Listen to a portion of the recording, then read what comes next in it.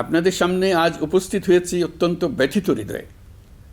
এই আনন্দের দিনে গভীর বেদনার সঙ্গে জানাচ্ছি, জুলাই অভ্যুত্থানের সম্মুখ যোদ্ধা, ইনকিলাব মঞ্চের মুখপাত্র শরীফ ওসমান হাদির উপর সম্প্রতি যে হামলার ঘটনা ঘটেছে, তা শুধু একজন ব্যক্তির উপর আঘাত নয়, এটি বাংলাদেশের অস্তিত্বের উপর আঘাত, আমাদের গণতান্ত্রিক পথ চলার উপরে আঘাত।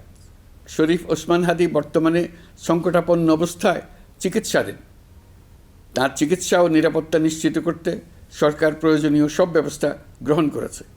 ইতোমধ্যে উন্নত চিকিৎসার জন্য তাকে সিঙ্গাপুরে পাঠানো হয়েছে। আপনারা তার জন্য মহান আল্লাহ তাআলার কাছে অন্তরের অন্তঃস্থল থেকে দোয়া করুন। সরকার এই ঘটনাকে অত্যন্ত গুরুত্বের সঙ্গে দেখছে। ঘটনার সঙ্গে জড়িতদের প্রাথমিকভাবে চিহ্নিত করা গেছে। আমি দেশবাসীকে আশ্বস্ত করতে চাই, যারা এই ষড়যন্ত্রে জড়িত তারা যেখানেই থাকুক না কেন, তাদের কাউকে ছাড় দেওয়া হবে না। আমি পরিষ্কারভাবে বলতে চাই, পরাজিত শক্তি ফ্যাসিস্ট টেররিস্টদের এই অপচেষ্টা সম্পূর্ণভাবে ব্যর্থ করে দেওয়া হবে। ভয় দেখিয়ে, সন্ত্রাস ঘটিয়ে বা রক্ত ঝরিয়ে এদেশের গণতান্ত্রিক অগ্রযাত্রা কেউ থামাতে পারবে না। আপনাদের প্রতি আহ্বান জানাই, সংযম বজায় রাখুন, অপপ্রচার বা গুজবে কান দেবেন না। ফ্যাসিস্ট টেররিস্টরা যারা অস্থিরতা সৃষ্টি করতে চায়, আমরা অবশ্যই ঐক্যবদ্ধ হয়ে তাদের মোকাবেলা করব। তাদের ফাঁদে পা দেব না। পরাজিত ফ্যাসিস্ট শক্তি এদেশের পবিত্র মাটিতে আর কোনো দিন ফিরে আসবে না। প্রিয় দেশবাসী, আমাদের তরুণদের রক্ষা করুন, তাহলেই আমরা সবাই এবং আমাদের প্রিয় মাতৃভূমি রক্ষা পাবে।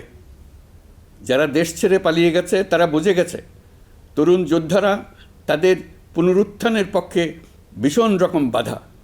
এই অস্ত্রহীন, ভীতিহীন, ব্যক্তিগত স্বার্থ সম্বন্ধে সম্পূর্ণ উদাসীন, দৈনন্দিন এই চেহারার ছেলে মেয়েদের নিয়ে তাদের সাংঘাতিক ভীতি।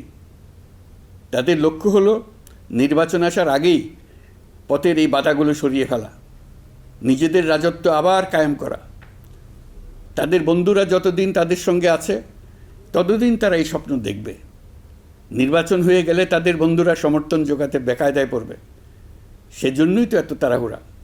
তারা চায় নির্বাচনের আগেই তাদের ফিরে আসা নিশ্চিত করতে। নানা ভঙ্গিতে এটা তারা করবে। এই চোরাগুপ্তা খুন করার যে উদ্যোগ, তার একটা রূপ। আরও কঠিনতর পরিকল্পনা নিয়ে তাদের প্রস্তুতি আছে। দেশের সবাইকে জোর গলায় বলতে হবে, আমরা তরুণদের রক্ষা করব।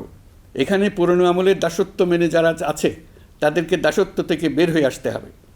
উৎসবমুখর শান্তিপূর্ণ নির্বাচন করে আমরা সবাই মিলে দেশের উপর আমাদের পরিপূর্ণ দখল প্রতিষ্ঠিত করব। নির্বাচন অবধি আর বাকি মাত্র 2 মাস। আমরা তাদের উপর নজর রাখব এবং বাকি দিনের প্রতিটি দিন উৎসবমুখর করে রাখব।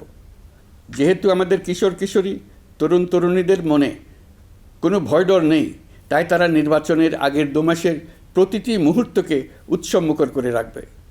সব রকমের হিংসা, কোন্দল থেকে দেশকে বাঁচিয়ে রাখবে।